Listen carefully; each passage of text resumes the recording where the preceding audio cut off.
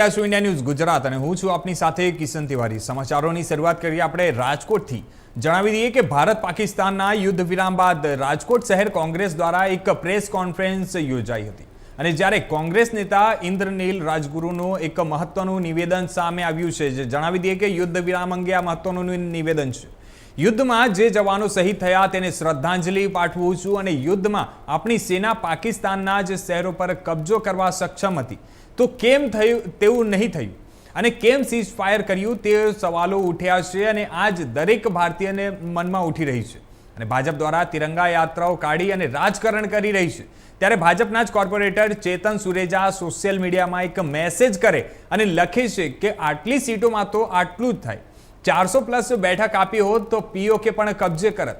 એટલે આવી પરિસ્થિતિમાં પણ ભાજપ મતનું જે રાજકારણ કરે છે ત્યારે બ્લેકઆઉટ અને મોકડ્રીલ કરાવી લોકોને શું કહેવા માંગતા હતા વડાપ્રધાન નરેન્દ્ર મોદી। અને જણાવી દઈએ કે સાથે સાથે જનજાગૃતિ માટે કોંગ્રેસ દ્વારા એક પત્રિકા બનાવી અને વિતરણ કરવામાં આવશે। ત્યારે યુદ્ધ સમયે ભાજપે શું કર્યું અને શું ન કર્યું તેનો પત્રિકામાં આ કોંગ્રેસે ઉલ્લેખ કર્યો છે અને સેના તૈયાર છતાં કેમ પગલાં લેવામાં ન આવ્યા તેનો તે જે સવાલો છે તે લોકોના મનમાં ઉઠી રહ્યા છે। દિવસે પાકિસ્તાનને જવાબ આપ્યો। અપેક્ષા લોકોની સંપૂર્ણ યુદ્ધની હતી, પરંતુ સેનાએ પ્રેસમાં એવું કહ્યું છે કે અમે એક નિશ્ચિત જે ટાર્ગેટ હતો એના ઉપર ચાલતા હતા।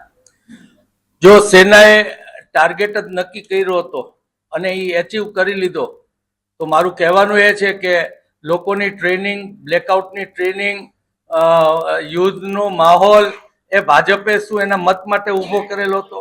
તો એવો માહોલ શા માટે ઊભો કર્યો કે લોકોને એમ થયું કે પીઓકે હવે આપણા કબજામાં હમણાં જ આવી જવાનું છે?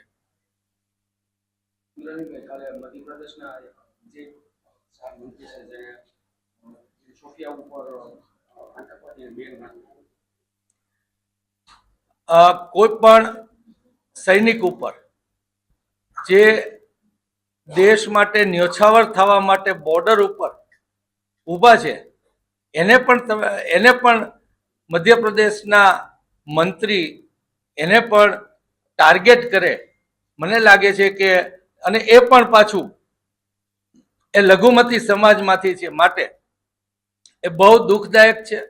અને હું ઈચ્છું કે દેશના સર્વ લોકો, સર્વ મીડિયા, સર્વ પક્ષ એ હજી પણ આમાં કાંઈ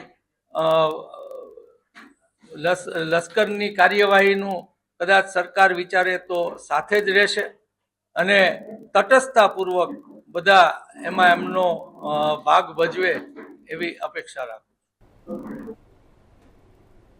સમાચારોમાં આગળ આપણે વાત કરીએ।